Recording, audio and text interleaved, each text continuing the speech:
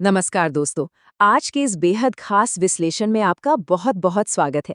आज हम बात करने वाले हैं उस टॉपिक पर जिसका महाराष्ट्र के लाखों युवाओं और प्रतियोगी परीक्षा की तैयारी करने वालों को बेसब्री से इंतजार है। तलाठी भर्ती 2026।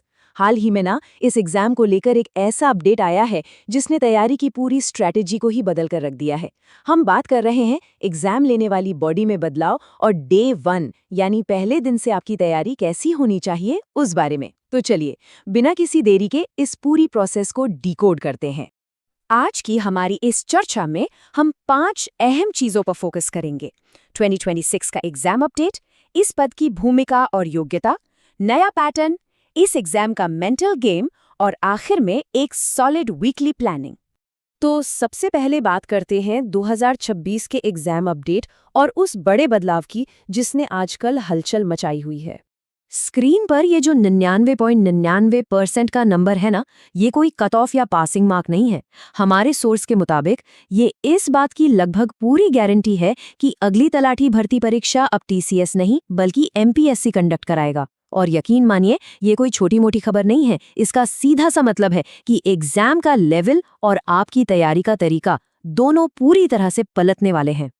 अब आपके मन में सवाल होगा कि भाई ये एग्जाम कब होगा और वैकेंसीज कितनी होंगी।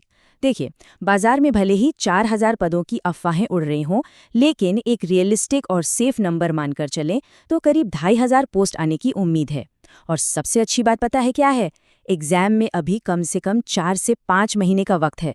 मतलब अगर आप आज लिटरली 0 से भी शुरुआत करते हैं ना, तो भी आपके पास तैयारी करने का एक बहुत ही शानदार मौका है। चलिए आगे बढ़ते हैं और समझते हैं इस पोस्ट की अहमियत को। आखिर इसकी भूमिका, वेतन और एलिजिबिलिटी है क्या? हाल ही में तलाठी पद के नाम में एक बड़ा ही दिलचस्प बदलाव हुआ है। इसे अब आधिकारिक तौर पर ग्राम महसूल अधिकारी या विलेज रेवेन्यू ऑफिसर कहा जाता है। नाम के आगे अधिकारी लगने से एक अलग ही पावर फील होती है ना? लेकिन सोर्स ये साफ करता है कि इसके काम, अधिकार और सैलरी बिल्कुल पहले जैसे ही हैं। ये सीधे जमीन और आम लोगों से जुड़ी एक बेहद अहम पोस्ट है। और जब बात आती है सैलरी की, तो ये 40,100 रुपये का आंकड़ा अपने आप में बहुत कुछ कह देता है। S8 स्केल के तहत ये शुरुआती सैलरी है, मतलब एक बेहद ही मजबूत और अट्रैक्टिव शुरुआत। और सबसे बड़ी बात तो ये है कि आने वाले 8वें वेतन आयोग के बाद इसमें और भी तगड़ा उछाल आने की पूरी संभावना है। यही वजह है कि ये जॉब इतनी ज्यादा डिमांड में रहती है। अब जरा एज लिमिट देख लेते हैं। इस एग्जाम की सबसे बड़ी खासियतों में से एक है इसमें मिलने वाली छूट।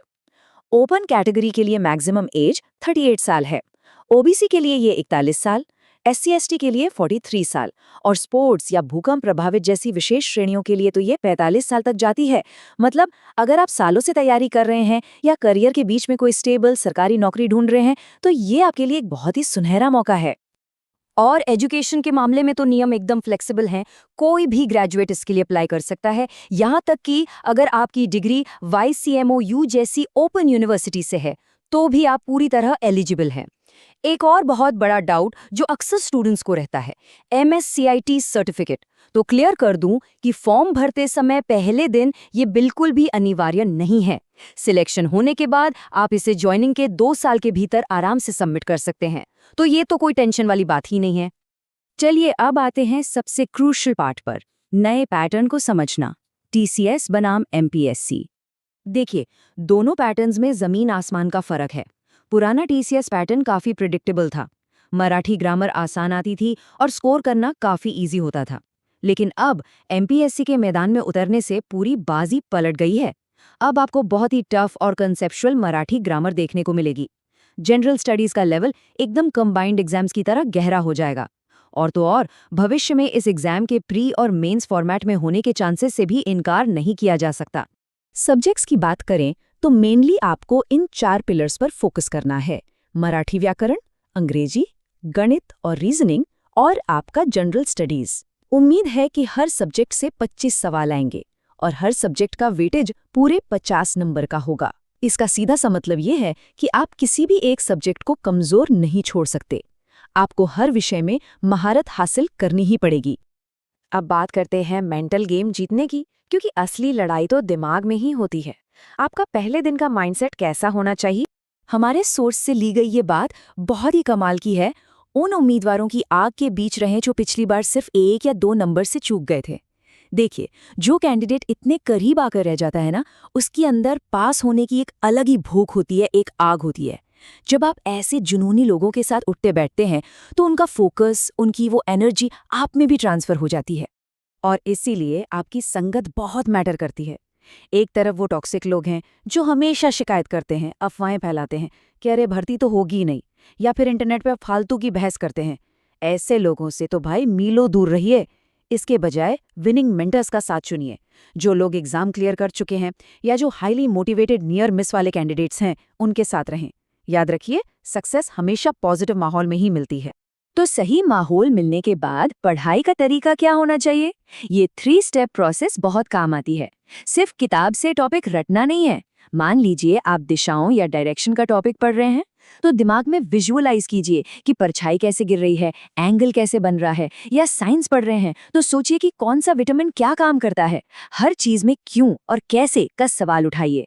इसे ही एक्टिव लर्निंग कहते हैं, और इस नए एमपीपीएससी पैटर्न को क्रैक करने के लिए यही आपका ब्रह्मास्त्र है। और फाइनली हमारा 5वां सेक्शन, एक प्रभावी वीकली प्लानिंग। इसमें हमें कठोरता से बचना है और थोड़ा लचीलापन अपनाना है। अक्सर स्टूडेंट्स यहाँ एक बहुत बड़ी गलती करते हैं। वो एकदम कड़क टाइम टेबल बना लेंगे, सुबह 8 से 10 गणित और 10:10 पर चाय। अब होता क्या है, एक भी चीज मिस हुई तो पूरा दिन खराब लगने लगता है और आलस आ जाता है। सोर्स की माने तो ये माइक्रो मैनेजमेंट एकदम छोड़ दीजिए। इसके बजाय फ्लेक्सिबल वीकली प्लानिंग कीजिए। खुद को बस एक टारगेट दीजिए कि इस हफ्ते के अंत तक मुझे मैथ्स के 4 टॉपिक्स खत्म करने हैं।